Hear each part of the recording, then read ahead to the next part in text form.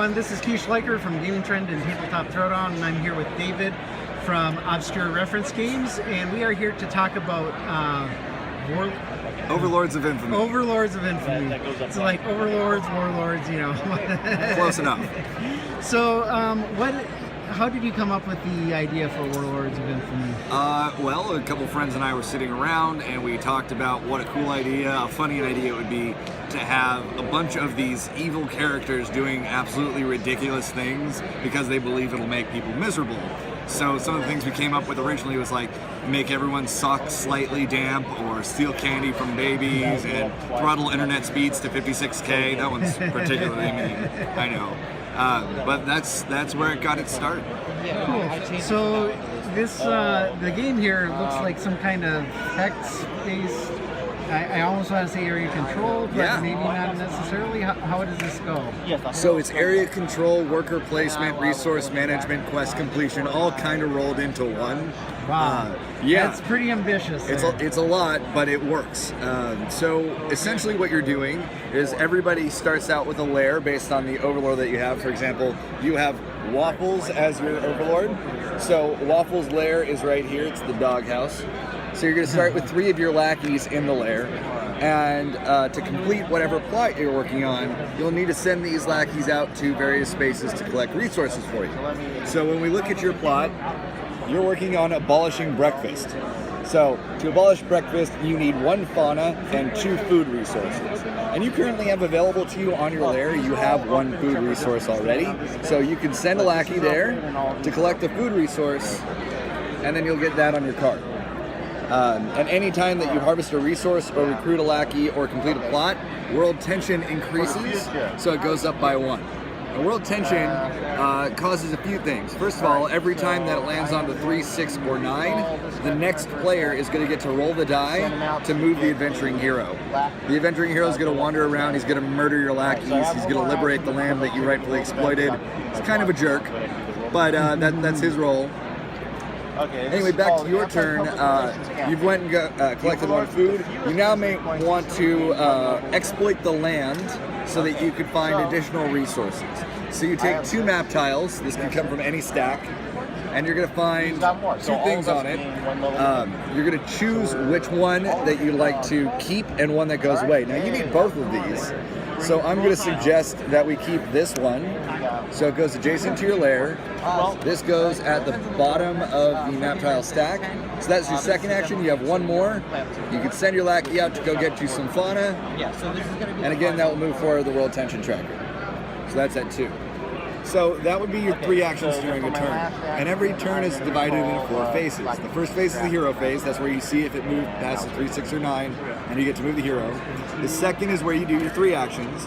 And then the third phase, you have an espionage phase. So you're going to use espionage to compete with your opponents. You're going to do things like steal a glance at what plot they're working on, or you might send a lackey into their zone of influence so that you can take one of the resources that they've harvested or that they've exploited. Then there's ways to steal resources and steal relics from people. You can sabotage the plots they're working on, and eventually when you get to level 5, you can assassinate their lackeys and take the resource that they're on. So it gets pretty big with espionage. And then the last phase is the end phase, so if anything says that it happens during that phase, that's when it would happen. For example, Waffle's special ability activates during the end phase.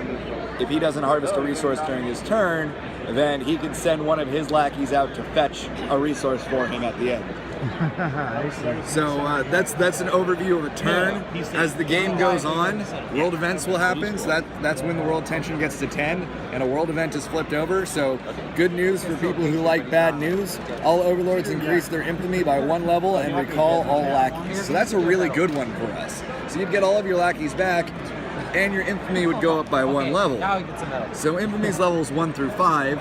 This dictates a few things. First of all, it dictates what plots you're able to work on. So at levels 1 and 2, you can only work on knavery plots. At 3 and 4, you can work on villainy plots, which get a little bit harder. These would be things like weaponizing local flora or slowing down the planet to add a second Monday. Then eventually when you get to level 5, you can do the hardest level plots, which are domination plots, and these would be things like manipulating the planet's gravity, and manifesting a pocket black hole above the planet. Wow, those are 2 planet cards right after each other.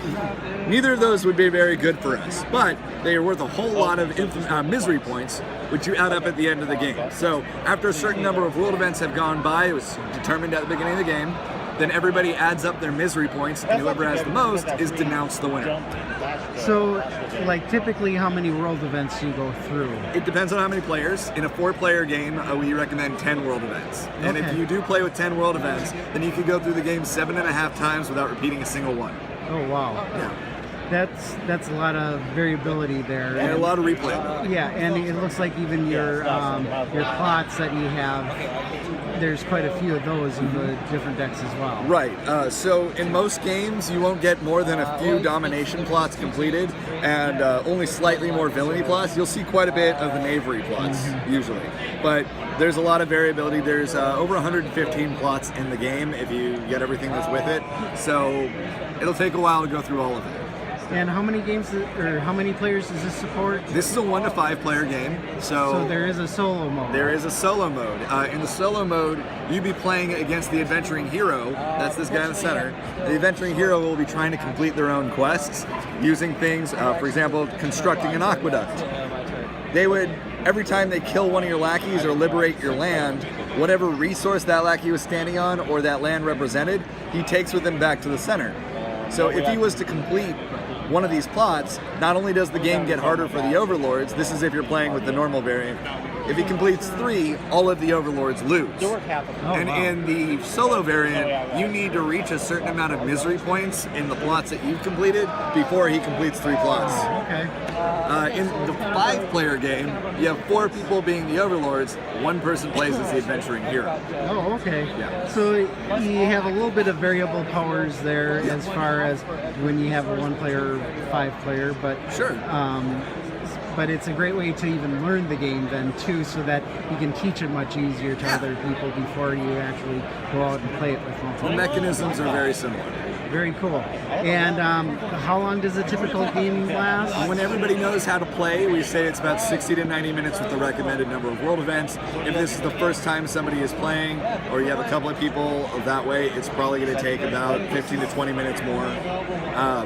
But again, it's variable length. So if you want to play a shorter game, say, hey, we're only going to play with 5 world events at the beginning of the game. Or if you want to play for 12 hours, you say, hey, we're going to play with 40 world events. And you know what? If that's your thing, go for it. I appreciate games that have a way to change up the length if you don't need the epic version and just want to get a quick game in. And this is available now? This is available now for pre-order. The games themselves are on the boat from our manufacturer right now. We're expecting them in the States the middle of July.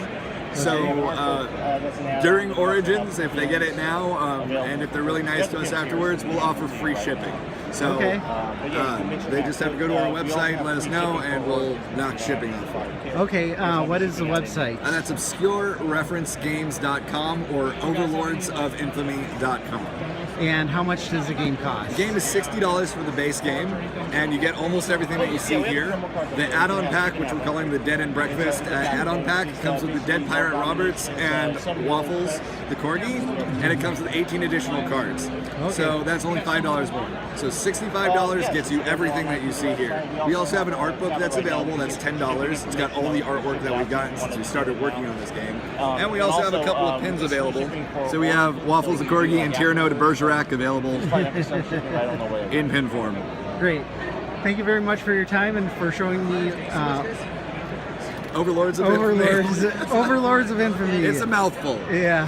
Thank you very much. Thanks for coming by.